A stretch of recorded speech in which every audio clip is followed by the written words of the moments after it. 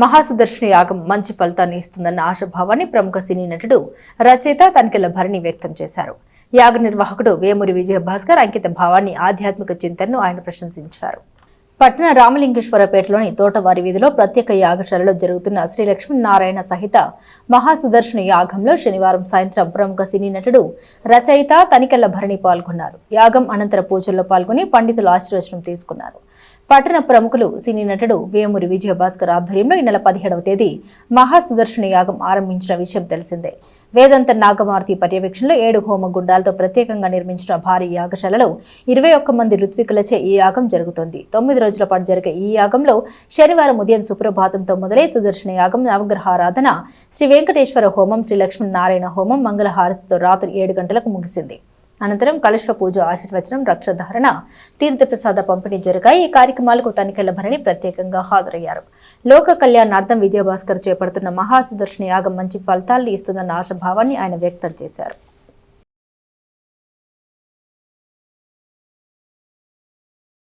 శ్రీ లక్ష్మీనారాయణ సహిత సుదర్శన యాగం ఈరోజు 3వ రోజు పూర్తయిపోయింది. దీనికి ఎంతో శివభక్తుడు, ఆధ్యాత్మిక చింతన కలిగినటువంటి తనికెళ్ల భరణి గారు అనారోగ్యంగా ఉన్నా కూడా హైదరాబాద్ నుంచి ఉదయం బయలుదేరి వచ్చి ఈ స్వామివారి దర్శించుకుని ఆయనకి పూజ చేసి వెళ్ళారు. వారికి అందరికీ ధన్యవాదములు. ప్రతిరోజు ఉదయం పూట స్వామివారికి అభిషేకం జరుగుతుంది 9 గంటలకి. చక్కగా అందరూ వచ్చి పాల్గొని ప్రసాదం, తీర్థం తీసుకెళ్ళండి. సాయంకాలం 7 గంటలకి మంత్రపుష్పం, హారతి, తీర్థప్రసాదం. ఇది రోజు జరిగేది కాదు. ఈ అవకాశాన్ని సద్వినియోగం చేసుకోండి. మన తెనాలి పట్టణం రామలింగేశ్వరపేటలో ఏం చేస్తున్నటువంటి శ్రీ లక్ష్మీనారాయణ సుదర్శన కార్యక్రమాన్ని వేమూరి విజయభాస్కర్ గారు సంకల్పం చేశారు.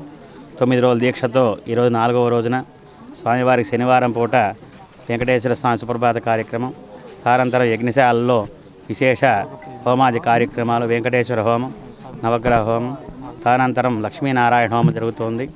సాయంత్రం జపాంతం తర్పణ చేసి తదనంతరం దశాంశ సుదర్శన యాగ కార్యక్రమాన్ని చేసి ఉన్నారు.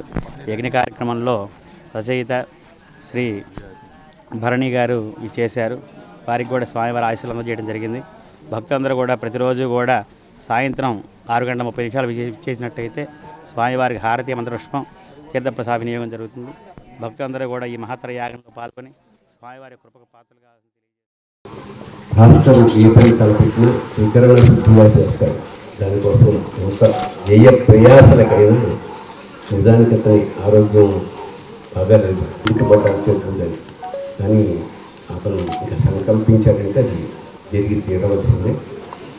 సో ఆ పరమేశ్వరుడే, ఆ శ్రీహరే అతనికి కావలసిన బలాన్ని, ధైర్యాన్ని ఇచ్చాడని భావిస్తున్నాడు.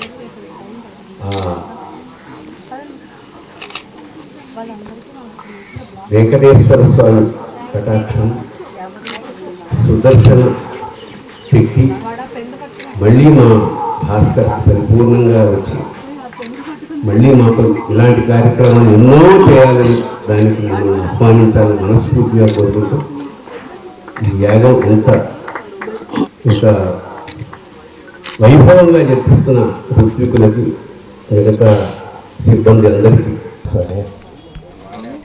శ్రీహరే అతనికి కావలసిన బలాన్ని, ధైర్యాన్ని ఇచ్చాడని భావిస్తాడు.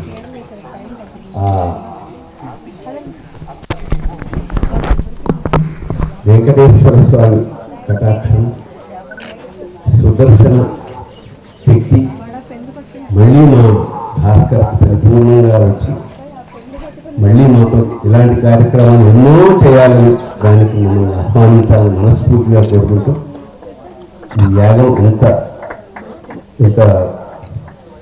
వైభవంగా జరిపిస్తున్న ఋత్వికులకి, మిగతా సిబ్బంది అందరికీ మనస్ఫూర్తిగా శుభాకాంక్షలు, నమస్కారాలు.